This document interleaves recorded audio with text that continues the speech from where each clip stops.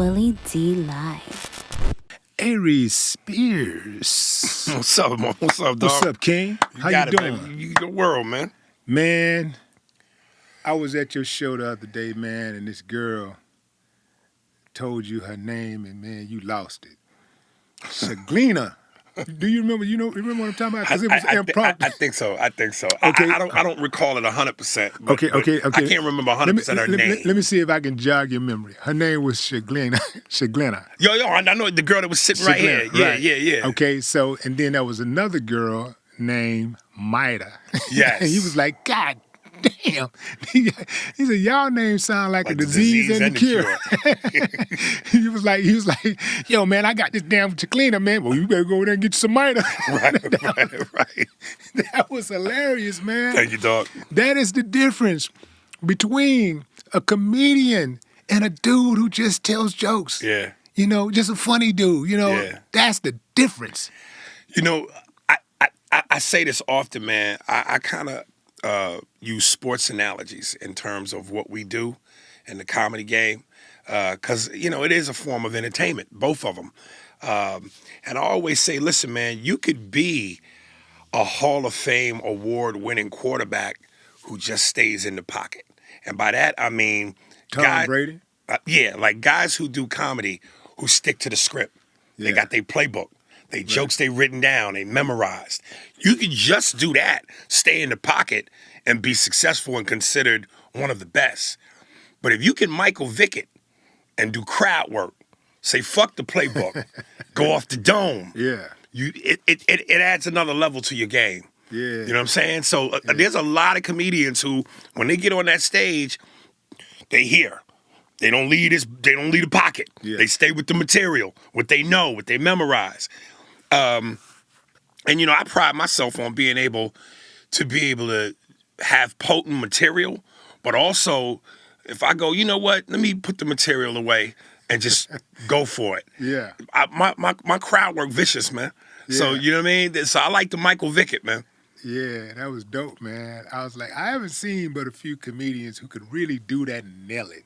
Like a lot of comedians, they know how to pivot when somebody is saying something in the crowd or whatever. Yeah. And usually if a comedian's on that stage and he's saying something to someone in the crowd, it pretty much don't matter what he says. People gonna laugh because people just come to laugh anyway. Maybe. You know what I'm saying? I'm just saying. I'm saying pretty much. Yeah. A lot of times people just want to laugh. So soon as a comedian can just say, "Hey man, where you going?" and everybody's they start laughing because they know you're about to go in on them, right? Right. So they start laughing immediately, even if the follow up ain't really that funny. It's just the idea that you're messing with people in the crowd. Right. People start laughing, but that was genius. Oh, thank you, brother. That was comedy. Thank you, man. And that's what I really appreciate about comedians. The really good ones know how to do that. They know how to improvise. They know how to pivot like effortlessly. Yeah, I think it's part of it's part of the skill set, man. Like sports, man, boxing. Styles make fights. And everybody's style. Whether if you're a political comic, a blue comic. A storyteller, you do voices. There's some guys that only do one or two things well, or maybe do one thing. Yeah. But I'm a Michael Jordan fanatic, so I don't want no weaknesses in my game. You know what I mean? I want to be able to go. I can go political. I can go blue. I can tell a story. I do voices. I can improvise. I want my skill set to be tight. Yeah, and you got all of that, man, and But here's the deal, man. Like when you're on that Instagram, sometimes you can be excessively pugnacious. What's pugnacious mean? They're quick to argue. Oh. Okay. Yeah, you man, you be going in, man. You know what, dude? But listen, for me, it's like two things. One, it feels like I'm in the gym. They keep me on my toes because I feel like if we're gonna play the game of can you outthink me? Can you out-slick me? Can you out-talk me? So if by doing it, I don't take it as seriously as some people might think, and I'm trying to ease back on it because I don't want to get suspended. My account was suspended before, so I'm just it's a playful thing for me because I feel like it keeps me on my toes and keeps me sharp just to know that I can outwit you. Like you said, what? Well, top this. You know what I'm saying? So for me, it's like Scarface balcony scene. You know what I mean? Yeah. I'm shooting 1,000 Colombians, man. You know what I mean? Come on. You know what I mean? I like to play with my food before I eat it. And you've been playing with your food, man, for about as long as I can remember. Like, I mean, we're talking, you started when you were 14 years old. That is incredible. To be able to do stand-up and get people to pay to see you at 14 years old. Yeah. Well, I probably started really getting paid by the time I was 16. Well, Those so first they was couple getting years. over on you. You know, you were showing up in venues where people were paying to see comedy. Yes. But they just wasn't paying you. Well, not necessarily they weren't paying. I mean, they were paying me, but it was like a couple $100 here and few there. crumbs, yeah. Yeah, a little Thanks bit of for your crumbs. time. Yeah. But yeah, I really started earning it probably by the time I was 17, 18. Yeah. Yeah. So who was handling your business when you were 14 getting on that stage? My mother, she would take me to the clubs because I wasn't, legally supposed to be in there. Right. So, without an adult. So she would take me and, take me from gig to gig at night and kind of help shape me that way. Yeah. Man, you've done so much in the comedy space. I don't really think that people really understand how deep your talents go, and how much stuff that you've done. Like, I was just checking out the Jerry Maguire the other day, and when you played, what's his name, Cuba Gooding. Yes, his brother. Right? Yeah. Cuba and you, did y'all develop a friendship doing that? Or how did that go? Listen, man, God bless him, but Cuba's a white boy at heart. Yeah. Likes hockey. Yeah. Nigga, he got an SUV and he put police sirens in it, and police horns. Okay. And I just thought, with what our history has been with the popo, as a black man, why would you do that? Yeah. You know what I mean? Like, what part of that is amusing to you? So, he, of course, and I know people might turn an eyebrow to me saying this, but, because you're supposed to love who you love, be with who you be with, but got a white woman, you know what I mean? So, I mean, between the hockey, the white woman, and the police sirens, you know what I mean? Well, Cuba did play in Boys in the Hood. Okay. I mean, that was very convincing. Yeah, I mean, he's an actor. Yeah. You know what I mean? He's an actor. So any actor worth his weight is going to be able to, fill the void. But that don't mean that that's who you are. But he's a damn good actor, though. He is. He's a damn good actor. Yeah. Absolutely. Yeah. Have you been following that case? The Me Too, they try to Me Too Cuba. Yeah. Yeah. Yeah. I don't know if he's innocent or guilty. Yeah. But yeah, I've from what I know about it, Yeah. I saw a video, and it was like he was up on the chick, and the chick was like with him, and then she left, and then she came back, got hooked up again, and I'm like, okay, if you did something inappropriate, shouldn't you just like distance yourself from this guy for life? Yeah, But anyway, good luck to Cuba. I wish him success. He did good also in that movie, American Gangster. He played the hell out of that. That's one of my favorite. Nicky Barnes. That's one of my favorite Denzel movies. I don't know that I liked him in that role. Or certainly it was either that or I felt like they didn't give him enough to work with. You don't think so? I think it was. I would have liked to have seen. I know it was about Frank Lucas, but I would have liked to have seen him maybe interact a little bit more with Denzel, give us a little bit more. Denzel would have had to kill him, man. He was too. Listen, that Cuba scene was wild in that movie. That scene where he went to confront him about changing it from Blue Magic and doing what he was doing. I thought it was about to pop off. Right. I was waiting for that. Yeah. I thought every time Denzel went, my man, that was almost like the signature. Like I'm fitting to clip you now. Yeah. Yeah. But like when Denzel confronted him and he was all in agreement, and then Denzel was like, "Yeah, but just don't be Yeah, just don't let me catch you. And Don't he let said, me catch catch me. I don't know if I like these words, Yeah, French more, please, and you blah, blah. Yeah, he was, I could see where, that's what I'm saying, there wasn't enough meat on that bone. Like, if they would have gave him some more moments like that, then I would have been like, oh, okay. But it seemed like it started to go somewhere, and then that was it. Yeah. Yeah. Oh, maybe that's all that was needed to get what they wanted from that character. Right. But you know, he played the role brilliantly. I mean, really, that was the one scene. I think the scene before that, he might have had a line or two, but that was that the bulk of that. What that scene was, that was it for him. Yeah, that was one of those Clifton Powell moments. You know how Clifton Powell steals scene after scene after scene. Clifton Powell, that played in Friday. Is it Clifton? Is his name Clifton? I know it's Clifton, but is it Powell? I think is it Powell? I don't know if it's Powell or not. I think it is. My man Cuddy, Dead Presidents. Yeah. I just posted something today. I posted that clip from Dead Presidents. Yeah. When he rolled up on the Red's tape and his lady in the car and he's sucking on that lollipop. Yeah. Hold on, I just had it. Yo, Clifton's a bad boy. I just had it. Clifton. Can't believe I feel like I'm disrespecting the man. The man done so much work, put in so much work. Yeah, if I'm gonna type in cast of Dead Presidents. I got it right. Oh, it's Clifton Powell? Yeah. Yeah, he's a bad boy, man. Yeah, cold-blooded with it. Yeah. Cold-blooded with it. Gonna steal the scene. I would not want, if I was to ever do a biopic, he would have to be the main character. Otherwise, he would steal the show. Like, oh yeah, listen, and very rarely can people do both.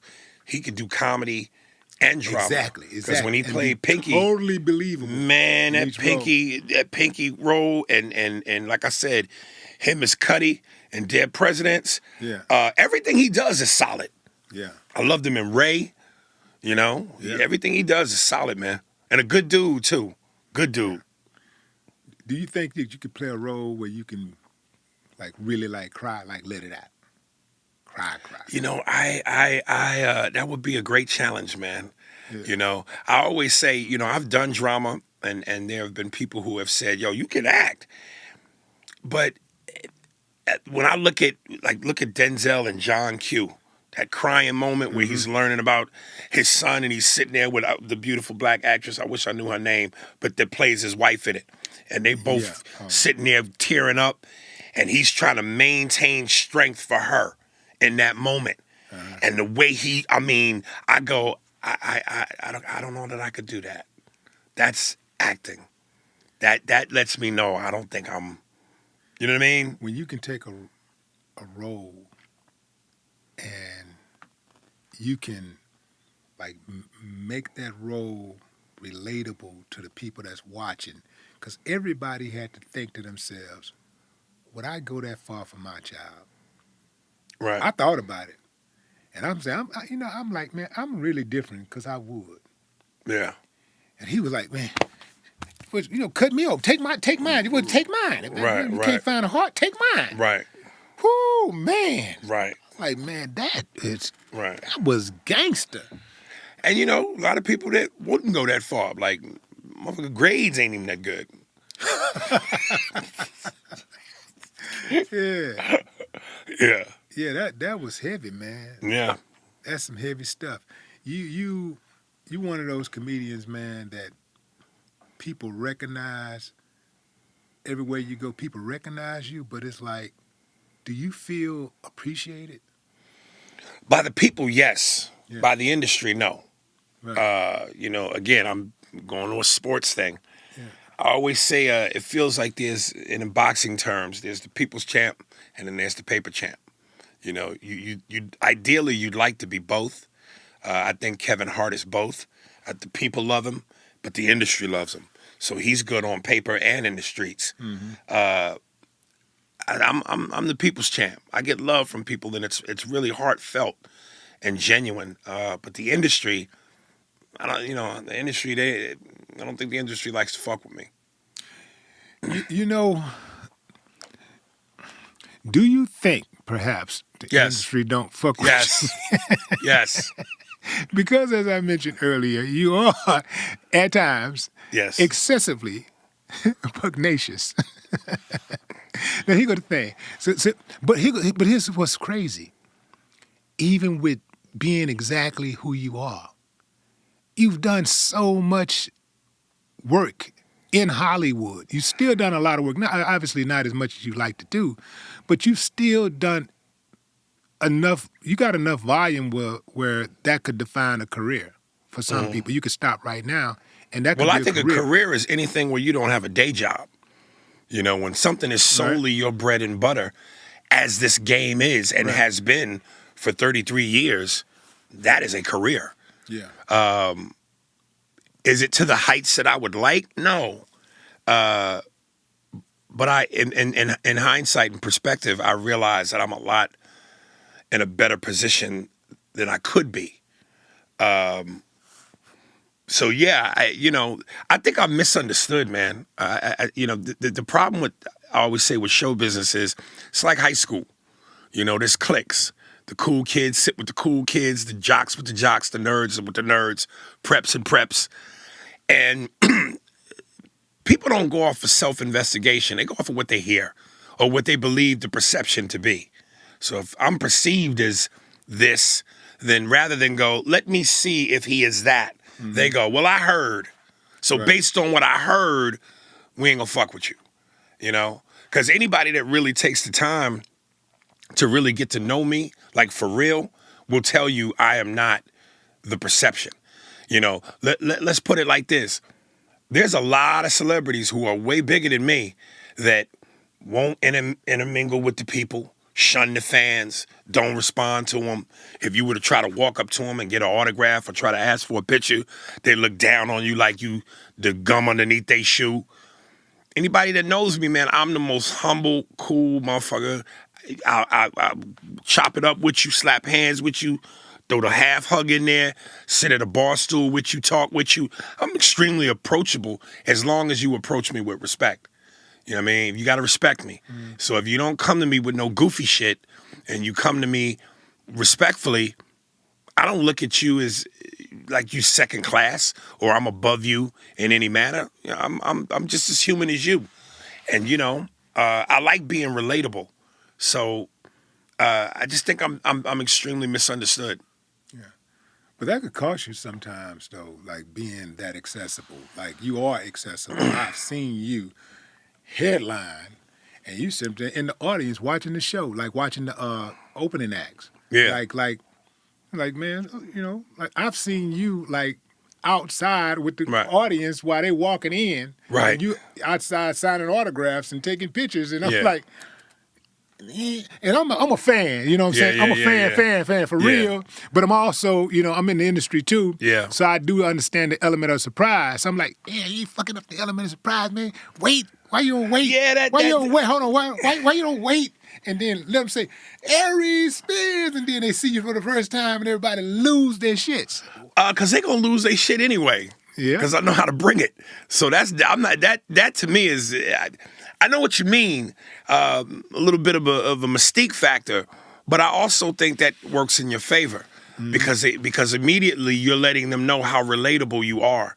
You're letting them know, I'm not on no high horse. So they already, whatever connection they already feel towards me that's positive is even more positive. He one of us. Yeah. He ain't on no celebrity shit. Oh, that nigga cool as hell. So it's that for them. For me, it's also, I'm treating it like I'm the first. It's my first day in the yard. I'm looking for who the biggest, baddest motherfucker is so I can shank him and set an example. Okay, I see the lady out there looking a little bit loud and drunk. Could be a potential problem. Look at this motherfucker. Look what he got on. Oh yeah, I'm gonna definitely get him. This motherfucker over here is kind of. I'm sizing the crowd up too, so I can know where to attack when I'm ready. Right. Yeah. How come you, I think I know the answer to this, but how come you don't do impersonations as much, with impersonations being like really one of your most deadly weapons in comedy? Cause I don't want to force anything. I feel like, on my first two specials, Hollywood Look I'm Smiling, and then the Comedy Blueprint. I kind of did everybody. So unless I got somebody new to pull out the bag, I just don't want to force it just because that's what people expect. That's a good point. You know, if I got somebody new, I'm excited about it. Like, you know, I'm trying to figure out how to brilliantly do Tony Soprano, you know, Dennis Rodman, who are two new ones that I got. And I love it because whenever I'm on the East Coast, where's, you know, a lot of Italians, you know, whether I'm in Boston, New Jersey, New York, they love it. Go down to Silvio's with Artie. Make a texture with a manigato, with a gravy. Welcome to the Johnny Shack to down for the fucking business. So, you know what I mean? So, it'll give me a chance to flex that muscle. And them Italians love it because, you know, they're Italian, so they know the Sopranos. They know Tony. The gabagool with the good gravy with Uncle June. Spam for New York and New Jersey. So, you know what I mean? Hey, speaking of Tony Soprano, I saw him in a movie where he played a gay fellow. James Gandolfini? Yeah. What movie was this? I can't remember the name of it, man, but I never looked at him the same after I saw it. I saw it, man. Are you sure it was him? It was him. It was him. Wow. Like maybe a couple years or so before he died. And I was like, oh, man, why you got to go there? Why did he have to do that? I never knew that. Yeah, he played that role, man, and I was like, this dude was, because he was so believable in Soprano. Right. I get it as acting. I get all of that, but, you know, why not get a gay guy to play a gay guy, you know? Right. I mean, I know it's acting. I mean, but a gay guy can be a gay guy and then still act, you know, in a gay role. You know, why not just do that? Why take these guys, a straight guy, and say, hey, I need you to play a gay guy? I be thinking that Hollywood be doing that stuff on purpose just to try to compromise you, have something on you.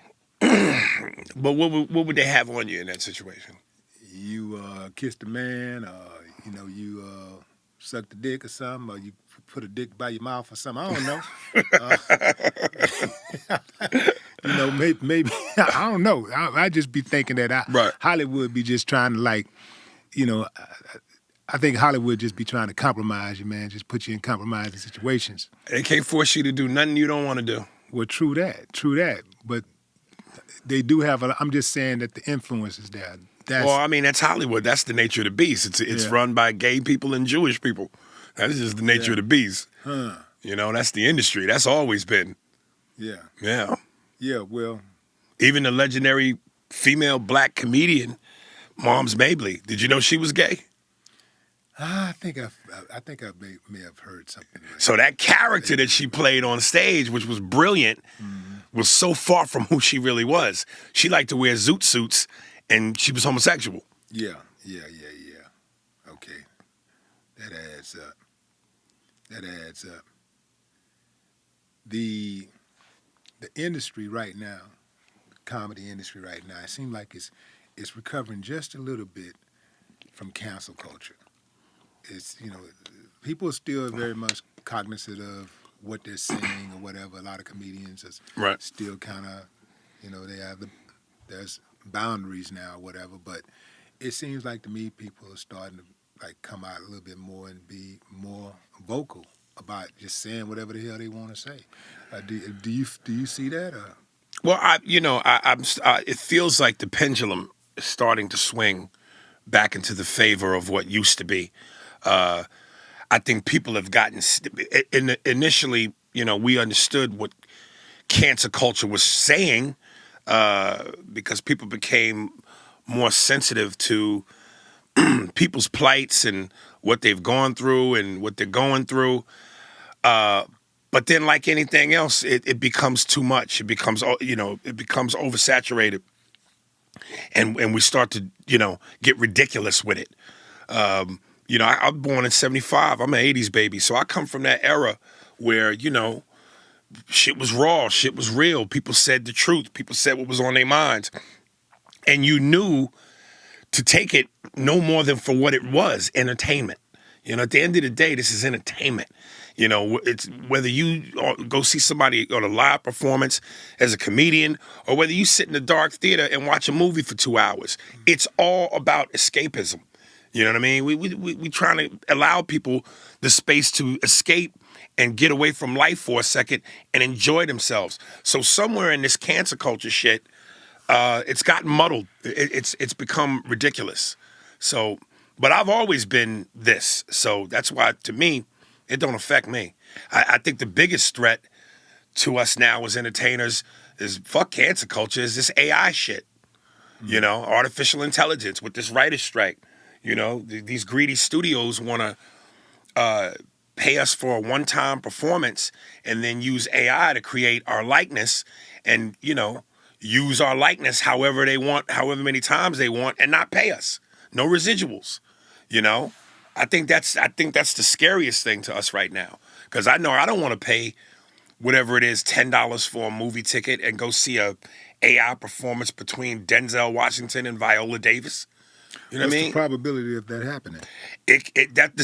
I would like to think that wouldn't happen because the studios recognize that art comes from a soulful place. You know, how does AI recreate soul? You know, drama, pain, intensity that only a human being can deliver. Well, you know, when Denzel and Viola Davis did Fences, I was like, her snot deserved an Oscar. Oh, that snot on her nose. Yeah, man, they could have wiped that out, man. No. Yeah, man, that was a real moment. That was a real moment. That was too much. I ain't never seen nobody snot like that except a little kid. No, that was a lot of snot, man. Nah, that was a real performance. You know what I mean? And in that moment, that's what's the beauty of what we do in creativity. You know what I mean? Because it is what it is. And you know, I listen. It's subjective, so to each his own. But you know, an AI can't create that moment. Well, the argument for AI is that AI is created by humans, so humans put into AI everything that they're thinking. So anything that AI does, a human has to think of it first. That's the argument. But the truth of the matter is greed. The studios just don't want to pay. If they can keep all the money for themselves, then that's what they want to do. Right. And you know, writing is an art form, acting is an art form, and to somehow replace that with a soulless machine, I think is a disservice to the actors and to the art form. Yeah. Man, when did you start your comedy journey? Like, I know you was 14 years old when you first got on stage, but like, when did it actually start? Was it, I read somewhere that you was 6 years old or something? I'm 14. You know, my man who actually was the brains behind Def Comedy Jam, Bob Sumner, shout out to Bob Sumner, Jersey. He was the one that brought it to Stan Lathan and Russell Simmons, and they put their stamp on it. Especially Russell Simmons being who he was, his name was the cachet that got it done. But yeah, Bob was the one responsible for guys like me, Bill Bellamy, Bernie Mac, rest in peace, and all the legends that came out of Def Jam. So I started when I was 14 in Jersey and New York. Did you what age were you when you first hit the stage at Def Jam Comedy? 16. Good Lord. Yeah. That's got to be a hell of a feeling to be a part of that, to know that you were a part of something that grand. Yeah. And then I did the next year. I was on Showtime at the Apollo at 17. So, yeah. Wow. How did your show? I didn't see that Showtime performance. It was great. And what was crazy was when I first came out, I think like 2 minutes into my set, they had sound issues with the mic. So I had to start over. And I knew enough to know at that age, you can't come back out here and do the same thing. When you come back out here, you got to do a whole new joke. Because if you come out there and do the same thing, it's going to be dry. It's going to be dry. They have already heard it. Right. So, even if they don't boo you, it's still bad. Yeah. And so, man, I ripped that shit.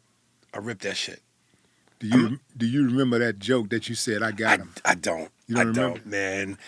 So far back, I don't. I even think I might have improvised the moment a little bit. Yeah. You ever been booed before?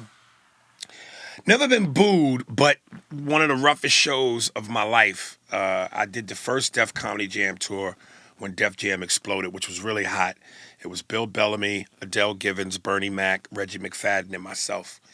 And the tour ended at Madison Square Garden. And I remember, and this is why I have such a respect for rap and hip hop. I wanted to do this bit where there was, later on in my life became ridiculously famous, where I imitated the 4 rappers, Jay-Z, LL, Snoop, and DMX. And I remember I didn't take it seriously in the sense that I said, I'm going to just go out there, had a DJ put on a beat, and I'm going to wing it. I'm going to just try to rap off the dome. And if you're not a rapper, that's a tough skill set. So I didn't give it the respect that it deserved, and my set was already tough. But then I ended with that, and I mean, it didn't go well. And I remember that walk back from the Garden back to my hotel in Times Square. It felt like I was Will Smith in I Am Legend. There was nobody in the streets, no cars, no humans.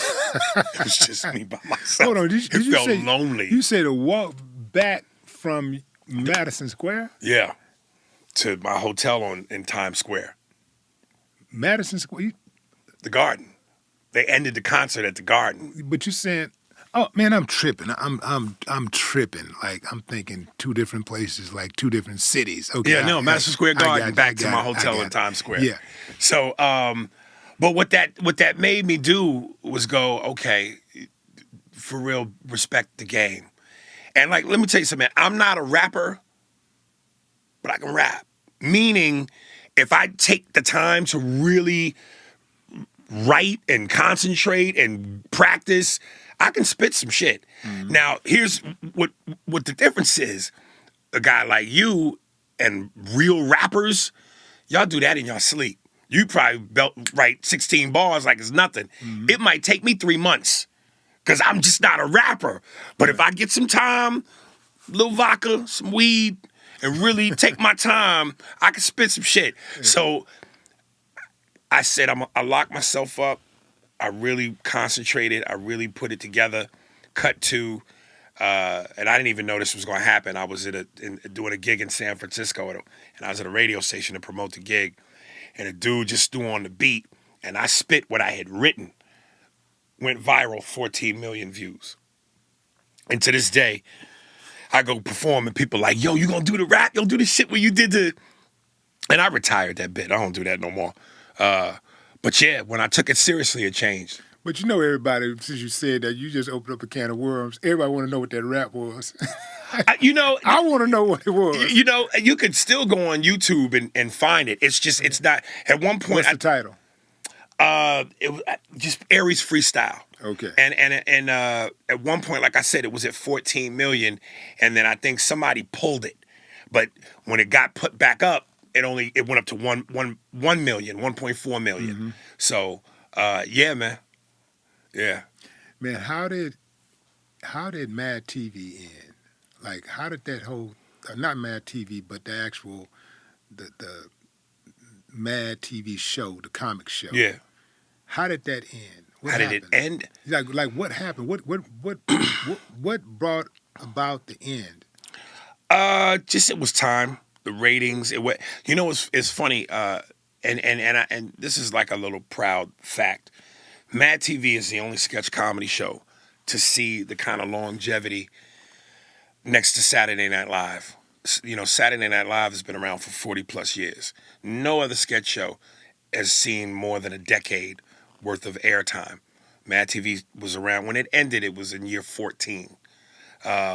So from season 1 till about, I want to say 7 or 8. No, not my bad. 9 or 10. It was pretty strong. Once after about season 9 or 8, it started to just it's lost its steam. The writing, the quality of the writing. It was only 8 seasons though. 14. Huh? I was on for 8 seasons, but the show was on for 14 years. Really? Yeah. That's what I'm saying. Okay. Saturday Night Live's been around for 40 plus years. Mad TV was around for 14 years. But by the time they got to season 9, 10, The writing the quality of the writing had dipped. A lot of the cast members that people really loved were gone. So, and it was on its last legs. So it ran out of steam. Yeah, so they didn't know how to flip them like McDonald's, because that's what Saturday Night Live has managed to do. They know how to flip. They know how to. Well, for a good amount of time, what was keeping Saturday Night Live afloat was their political sketches. Whenever they would do anything political and they would lampoon, the president or anything political, the ratings would be through the roof. The rest of it was garbage. Yeah. But their political sketches kept them afloat until they eventually got the right cast members and they got better. But now it's sliding again. Like I've Listen, man, it's hard to be around for 40 years and stay up here. Yeah. When you're around that long, you're going to have highs and lows. So, I don't care how hot you are. The longer you stick around, you're going to take some dips. Yeah. But it also helps to be the only game in town. Yeah. Yeah, because if people don't have no other options, then it is what it is. Yeah, I know people who send me Saturday Night Live clips every single week. Yeah. And some of it be straight up trash. Right. And then, they have their moments, but right. A lot of it is like, there was a time when I used to get those clips and I knew I would look forward to watching the clips. Yeah. And now it's like, I don't know what I'm getting. When you think about Saturday Night Live at its most powerful moment, it was when they first started. The Jim Belushi and John Belushi, Dan Aykroyd years, Gilda Radner, Morris, what's my man, Garrett Morris. Those were its strongest years. And then, of course, Eddie was the only one on the show in the 80s. And him and Joe Piscopo that made it watchable. But Eddie basically saved SNL in the 80s. Mm-hmm. So, yeah, they've had their ebb and flows. Yeah. Yeah. Man, what is it that you like to do outside of comedy, for like fun, fulfillment? Because I know you comedy is your safe space. You love comedy. You love doing comedy. You love getting on the stage doing your thing. But what is it besides comedy that fulfills Aries Spears? I'm trying to become more financially literate and savvy. Everybody likes to make money, but the education about money isn't fun. So, I want to try to break off into some more entrepreneur type stuff, but, I want to better understand money. Yeah, I could help you with that. Well, please. Yeah. Yeah. Yeah. That's important. I'm glad you said that, man, because that's going to help somebody else. Because people will just assume that because we're making money, we know money, and we understand how to make the money grow and all that kind of stuff. But you really have to be educated, and somebody had to educate me, before I figured it out. Right. But you got to be willing to. Yeah. And a lot of times, people that have the information won't give it to you because they figure like you're not going to listen, or they think you got so much money, why would you listen to them? You got more money than they do. Like I said, man, we all want to make money, but the education on how to do that isn't exciting. It's not fun. And we all tend to, if something ain't fun, then we lose interest. Well, it'll be fun after you. Once you start making it. Well, no, well after you. Well, we make money anyway, so that kind of even for some people they can't even imagine I'm about to say this, but for some people they may look at that and be like, well, it's kind of redundant. I mean, we look at it like it's money. We get dough. We money, get money, make money, spend money, make money, spend money. But making the money grow, that's the trick. Making your money make money. Like every dollar I look at that I make, I look at my money like workers. Your ass getting up to go to work. Right. Every dollar come in, you got to work. Right. How can I make this money make me some more money? Because that's when you're truly getting money, when the money works for you. When you ain't got to get up and go get it. Like if I decided right now I don't want to do the podcast no more. Right. If I don't want to do another record, I don't want to get on stage again, I'm set. I'm straight. I don't need it, Right. So I do this podcast for the people more than myself. Right. And, it's kind of therapeutic to an extent for me also, but I do it more so for that. But when people hear people like yourself talk about, wanting to be more financially literate, it lets them know that that's a thing. It's cool, because when you are making money and you spending money and you constantly having to re-up, at some point that becomes an issue with you. And then once you learn how to do it the other way, you realize, damn, this is a whole lot easier. This is it's kind of like with credit. Like Right. a lot of us, we feel like, I grew up with the attitude like cash is king. No, credit is king. I thought cash was king. But man, you can have cash and you'll be spending a lot more money with just having cash. Right. If that's all you got. But if you got credit, you can make the credit work for you, where you can get whatever you're paying for, whatever you're buying, you can buy it at a much better rate. Right. So the whole idea of getting your money to grow and being financially literate, it becomes exciting, once you bump your head over here so many times and then you started doing it the right way, because, people would change when the pain of the same becomes greater than the pain of the change. Just basically when you get tired of bumping your head doing the same old thing over and over and over again, and it ain't working, it becomes less painful to just change. Right. So Let me ask you something. Yeah.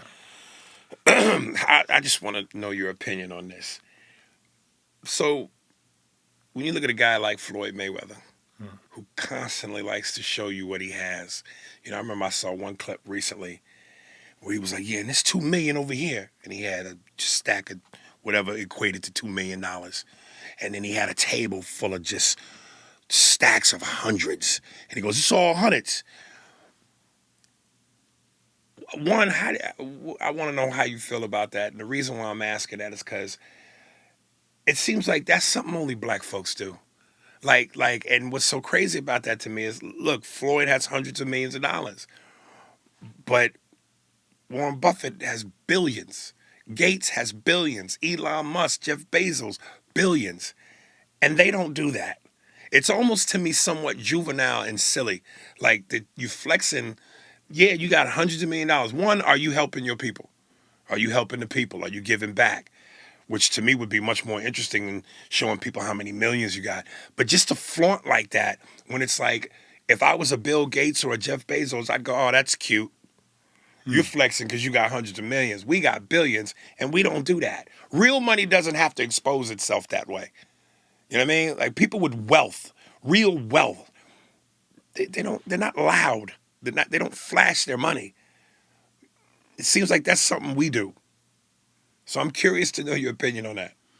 Yeah, I see it too, and for me, it's not something that I would do. Right. But I understand it as part of Floyd's brand. He's Money Mayweather. So it's not just about having money, it's reminding people that he got it. And that's how he got it. That's how he got to it. He told people, "Look at me," even when he come out with his boxing garb, you know what I'm saying? Like, look, this is what I look like, you know what I'm saying? Like, look at these shorts, look at this jacket I got on, look at this hat I got on, look at these glasses, look at this car I'm driving. That's what made people want to give him money. That's what made a lot of people, sometimes when it come to like having money, gaining access or whatever, man, people don't like to give you no money if they think you need it. When I didn't have any money, man, I had to That's twisted.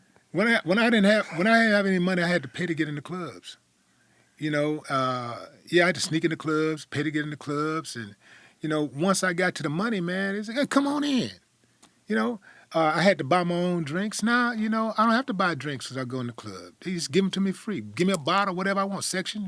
Yeah, come on in, Willie D. Who you bring? How many people you got? But when I didn't have any money, I had to pay for all of that stuff. When I didn't have any money, I had to buy clothes. Now people give me clothes. So if people think and even if you are a celebrity, if you fall off and you ain't got it no more, it's gonna be hard for you to get it. It's gonna be hard for them to give it to you because they're gonna feel like you need it. That's twisted, man. It is, but that's how people are, man. Right. That's how people are, man. What's the? You have a number of assets that you can go to. You know, when it comes to your comedy, you got the improvisations, you got the pivots. You know, you got the you got the setup jokes. You know, you got the spontaneity off the top. You know, all of that. Yeah. You got all of that. Like you got the impersonations. You know, you can do a lot of things. I mean, you do have an arsenal. Mm-hmm.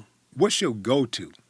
Like, if you know for a fact, okay, this is gonna be a problem right here.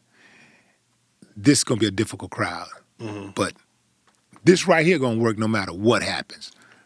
Yeah. You know, I got a couple of jokes that 9 times out of 10 it's just gonna deliver. Right. You know, I know I'm killing you with these sports analogies, but it's like based on what you said, if a situation looks a certain way, oh shit, Jordan, get in the game. I need 40. You know what I mean? So there's certain jokes I know. Yeah. There was a moment. I love Muhammad Ali. God rest his soul. But I remember when ESPN used to do these things called Sports Century, and they used to just do half-hour little joints about famous athletes and give you their story. And I remember they was doing one on Ali, and one of the writers said, Ali not only knew when he might be losing the fight, he also knew when he might be losing the crowd. And so if Ali is boxing and he's doing his thing, and there's a moment where he kind of felt like, I don't feel like the audience is engaged. Here come the Ali shuffle. Yeah. Everybody get excited. So then I'll be on stage sometimes and I'll go, maybe these last 2 jokes didn't hit the way they normally do. And if there's a moment that goes on too long where I feel like I kind of lost the crowd, I already know. And again, this is why I size up the crowd, where I don't hang out in the green room and I watch the crowd. I go, this person who I was going to fuck with right here, save that. So when you lose the crowd and you need them, now you can do that. Yeah, that's what I'm talking about. And that'll get them. Yeah. You know what I mean? So I'm real strategic when it comes to that type of shit, man. I'm trying to think that I do it when you were there. I fucked with the big waiter, right? The server. I called him a pirate. I was fucking with him and I said he was built like a propane tank. Yeah, I saw that. Okay. Yeah. Now, when I did that reaction, that nigga built like a propane, body got like a C battery. The crowd was kind of, I had them, but I felt like I need to turn it up a little bit. Yeah. Boom. Got him. Yeah. So, yeah, that's my go-to, man. They turned up on that propane tank, but those names, though. Yeah. The way you put that piece together, because, look, I don't know if that was off the top of the head or you ever told that joke before, but you can size different people up. You can look at, like, a comedian can look at certain people and say, okay, if they skinny, I'm going to say this. If they big, I'm going to say this. If they big up top, I'm going to say this. If they big up bottom, I'm going to say this. Yeah. Whoa. So you can kind of like, almost kind of like freestyling, but not freestyling. Yeah, I know what you mean. Right? But those names, that was freestyling. Yeah. That was comedy genius. Yeah. That's what I'm talking about. Let me tell you, man, there was a moment, I think I was doing a gig in San Antonio, and these 2 dudes who were brothers, actual brothers, but you wouldn't think so because they were brothers, but they were vastly different looking from each other. And one dude was a rather handsome, good-looking dude, and his brother was like ugly. So I said, it's funny. I'm looking at you 2 dudes, man. One of these dudes look like they would help you in a crisis, and the other one looks like the crisis. I in my head, I'm patting myself on the back. I was like, yo, nigga, that was genius, man. One of them looks like they would help you in a crisis, and the other one looks like the crisis, nigga. Say, man. And you got that other dude, it was a bunch of dudes sitting up in the front. Yeah, with the big drink glasses. Yeah. Yeah. Man, it's got to feel good, man, to have that type of talent. You know, to be able to not just earn a living, but to bring joy to so many people. You know, on a it's nightly funny. basis. It's funny sometimes, and that's what I love about the crowd work, man. Is because sometimes, you know, if I'm doing some of the same material I've been doing, I get bored. So sometimes I'd be like, damn, man, But then I do a moment of crowd work that's spontaneous, and it reminds me. I go, I'm a fucking comedian, yo, and I'm not trying to be arrogant. But I'm saying that is a particular skill set that is very hard for a lot of comics to do. Some comics, and again, like I said, you could be a Hall of Fame award-winning QB in the pocket and just do your material. But some of those guys, if someone in the audience would have heckle, you could see the terror in their face. What do I do now? I don't do crowd work. I don't know what to say. This ain't part of my material. Right. I don't. You yell some shit out at me. Let's dance. How do you keep your calm when a heckler continues to go? Okay, you gave him one or two. Here's what usually happens. The only ones that keep going are the drunk motherfuckers. Like, if motherfuckers is really drunk, I call them, they like the Taliban, the suicide bombers. They ain't afraid to die. You know what I mean? Because they're not going to stop because they too drunk. Usually when you hit somebody once or twice and they get embarrassed, they bag off. But when a motherfucker really drunk, oh, that's not ending. So you got to remove them. Yeah. Yeah. Because that's just, now that ain't even about comedy. It's just disrupting the show. Right. You know what I mean? Yeah, man.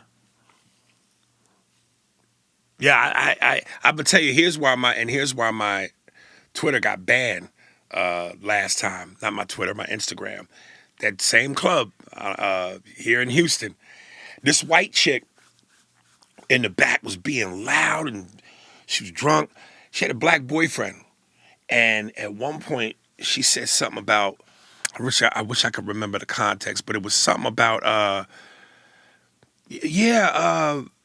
something. I know you like black women, but sometimes we don't want you niggas either. It was a white chick that said this. And she felt because she had a black man that she had that license. Next thing I know, it sounded like rumbling back there. The black women wasn't having it. They wasn't having it coming out of her mouth, and they wasn't having it her talking to me like that. They damn near whooped this bitch ass in the club. They had to get her out of there. And when they removed her, because it was about to be a riot, even her black boyfriend was trying to tell you, shut the fuck up. And she was mad at him for not defending her for saying that. Cut to, she writes me on Instagram and goes, that was uncool what you did. I don't know why you took it like that. And here's what white people sometimes often go to. I grew up around black people. All my friends were black. I grew up in the hood. She told me how, I don't know what is considered the hood out here, but she was naming spots out here. It was the hood. And I grew up with black people. I grew up around them. So, that's why I said that. I could say that. And I went on to cuss this bitch out till no end. And what did she do? And this is what's funny. This is the funny thing about white folks sometimes. You want to act black, want to talk black, want to be black, but when you check them hard enough, then they revert back to doing white shit. So, of course, she reported me, and now my account was suspended. That's the equivalent of crying, this nigga raped me. So you want to fuck niggas. I know you don't like that word. You want to fuck black men. But then when you get checked, now he raped you.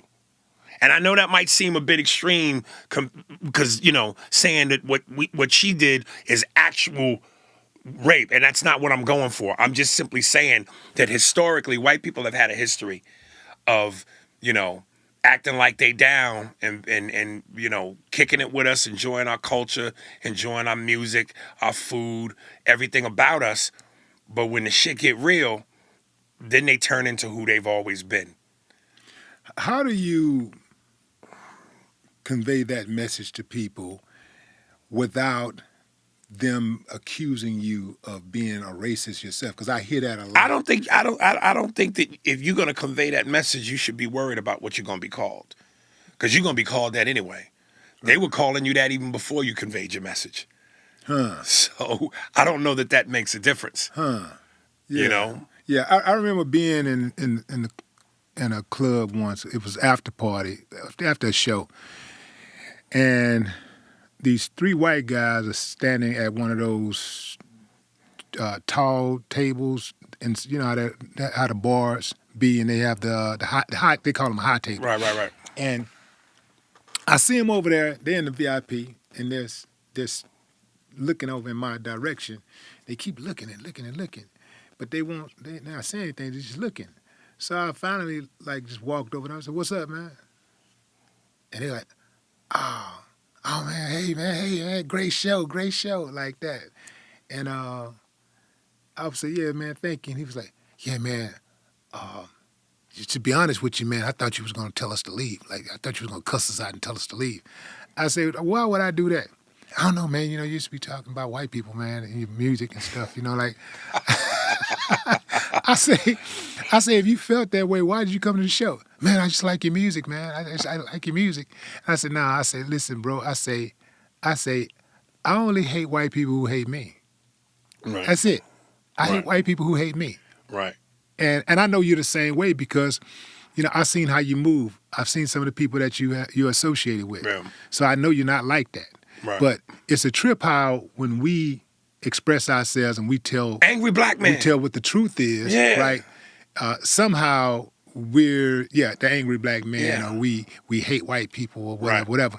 But a white dude can say the same thing, talk about the same people that we're talking about. They can talk about the exact same cop or politician or government fucked up or whatever, situations at schools or whatever, and they're considered a rebel. "Oh, he's a rebel." Yeah. But when we do it, when we do it, it's like, you know, we're the Antichrist. You know, like we hate the country, we hate America. Right. You know. You know, I always found it interesting. You know, hip hop is the #1 form of music, not just in this country, around the globe. Yeah, globally. Yeah. And it was always funny to me when I don't hang out like I used to, but you know, I would do a show and go hang out, bar or whatever, and of course, you know, they playing hip hop music. They you know, white folks in there dancing to hip hop, reciting hip hop, but then I'm looking at the dress code: no baggy jeans, no sneakers, no sports wears, no do rags, no baseball caps, no jewelry, excessive jewelry. I'm like, that's everything that culturally we're associated with. So you want our music. You want to dance to it, you want to recite it, you want to say the N-word, but you don't want us in your establishment, as we are, as our culture, as what hip-hop is.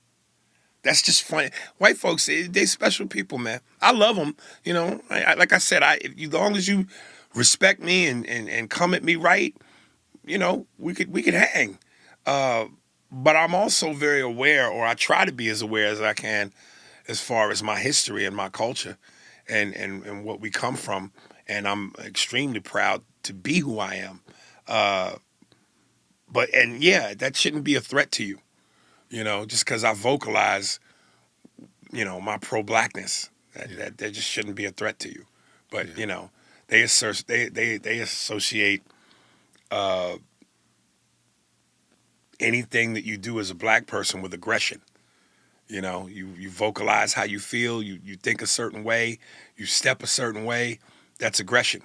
You know, I don't do jazz hands, man. So, you know, and that's when they feel more. What's jazz hand?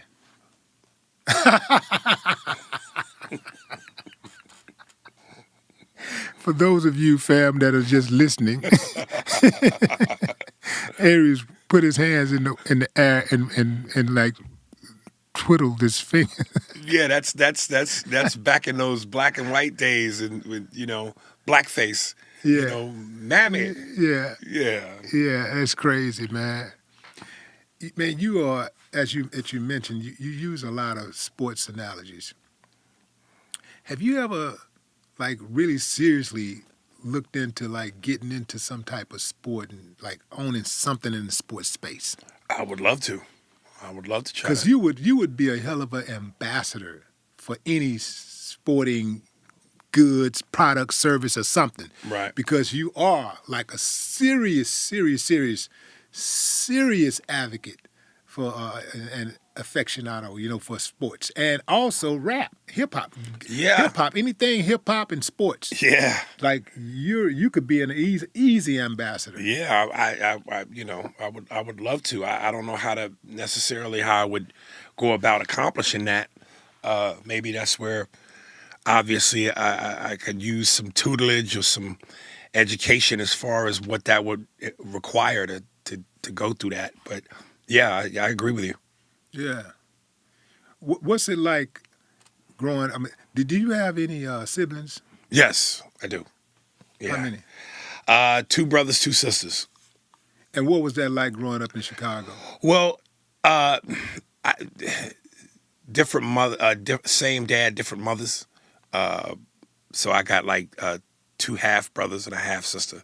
But the sister that I had growing up lives in Chicago. The other ones I didn't really see much unless we vacationed from Jersey and New York to go visit them in Chicago. What do you think about your comedy?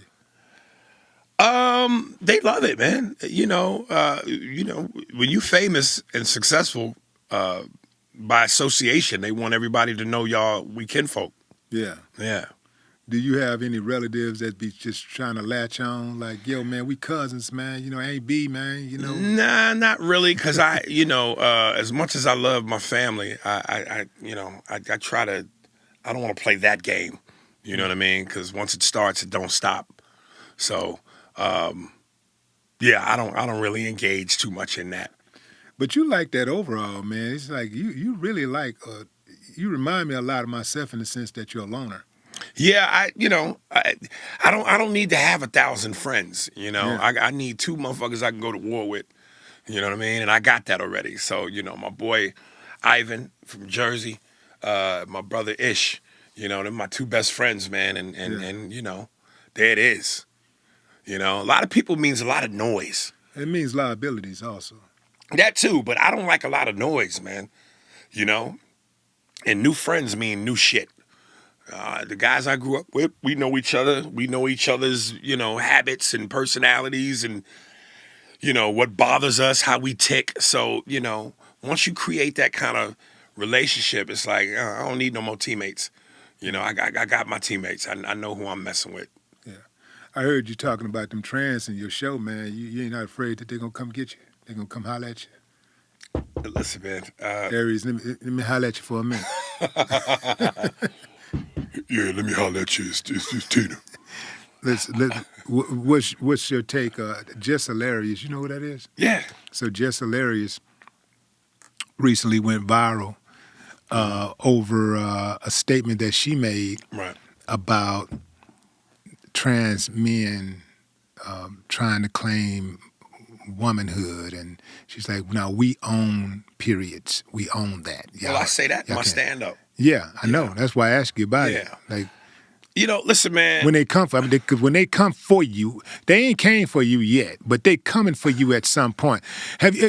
I'm gonna look at that as a badge of honor. Do you worry that, like, once you do the big movie or something like that, and once they find out, they're gonna try to come drag your old material? This is what I think is so brilliant, and why we should all be thankful to a degree for Dave Chapelle. Because when he did that Netflix special called The Closer, He set the standard. yeah, Yeah. And the fact that he wasn't going to allow them to bully him off his block Right. was huge, especially in this time of political correctness and wokeness. And one thing he said that was so like a fucking yes moment is when he was performing somewhere else, and the trans community said they would like to speak with him. And and he said, "I will speak with you, but you will not summon me. So we can speak, but it'll be on my terms. This ain't gonna be a come battle moment." And like I said very clearly in my stand-up, man, everybody deserves the right to be happy, to be who they want to be. That's the beauty of America. Is it's about being who you want to be, and voicing how you feel. And as long as you're not physically hurting anybody, and as long as you're not denying anybody human rights, we also should be allowed to say how we feel. And we don't have to agree with you. You know what I mean? We don't have to agree with you. If how you live your life and your lifestyle and the decisions you make are what they are, okay. And not that my opinion should matter to you, but I don't have to agree with your rules or what your beliefs are as far as you're concerned. For whatever reason, if it's a moral thing for me, if it's a religious thing for me, how I feel is how I feel. And I don't agree with it. I don't agree with those beliefs. Yeah, like I said, man, women have, I think they call them cis women instead of versus real women. The technical term is cis. Real That's women, their term. That's yeah, their term okay. for women. See, the fact that I'm even going, Yeah. like that I have to navigate around this landmine is what people are fed up about.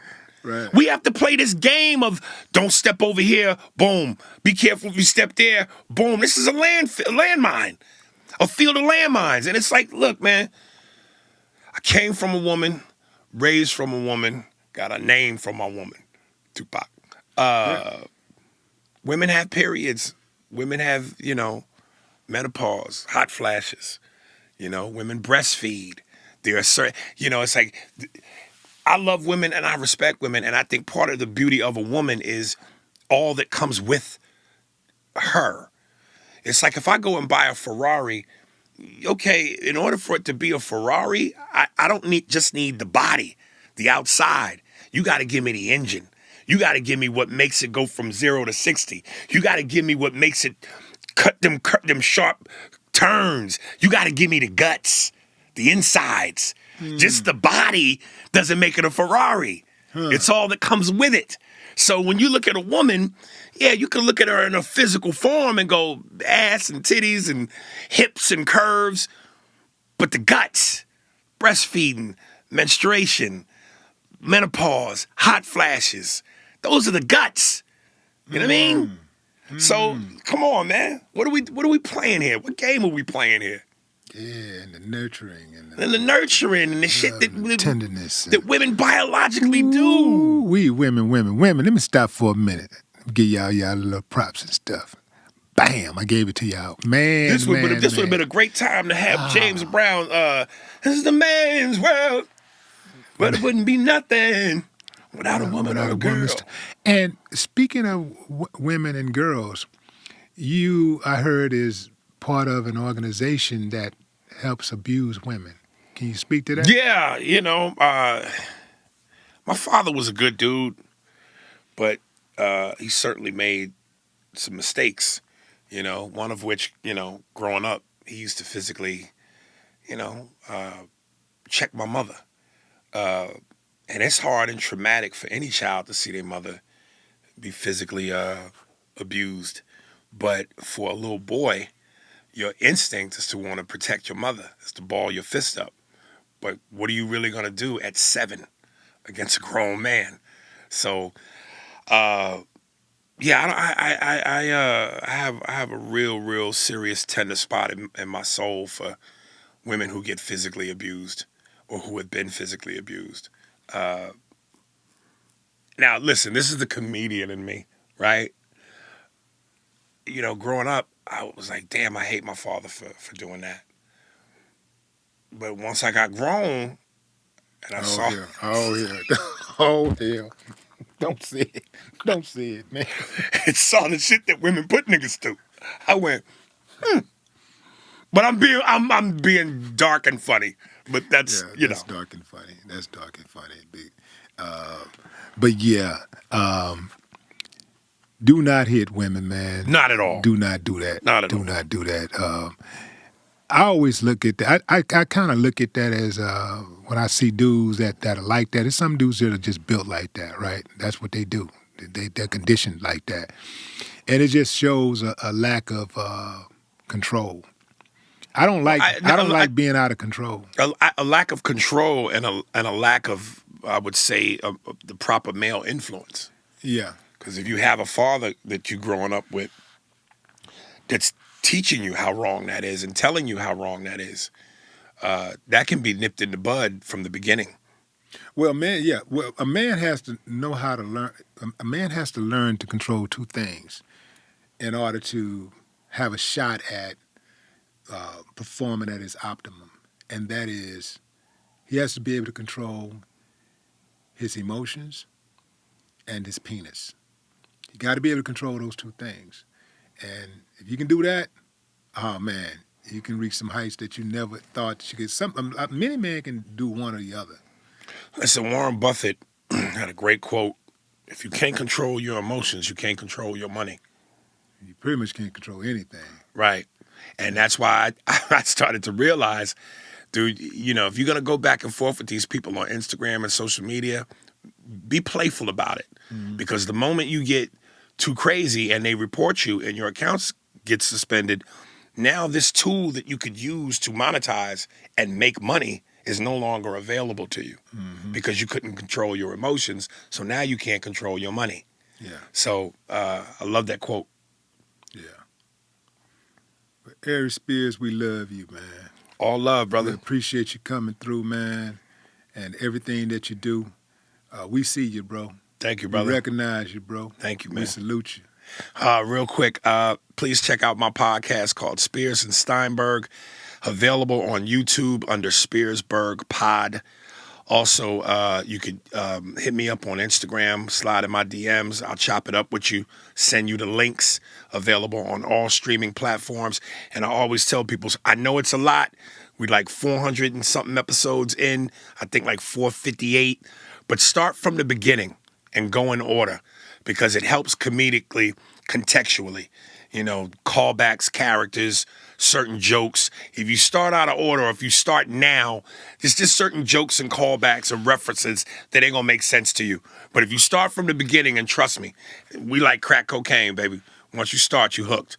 So you go in order, you'll be able to follow the progression, and it'll all make sense to you. There it is. Ladies and gentlemen, Aries Spears. No more talk.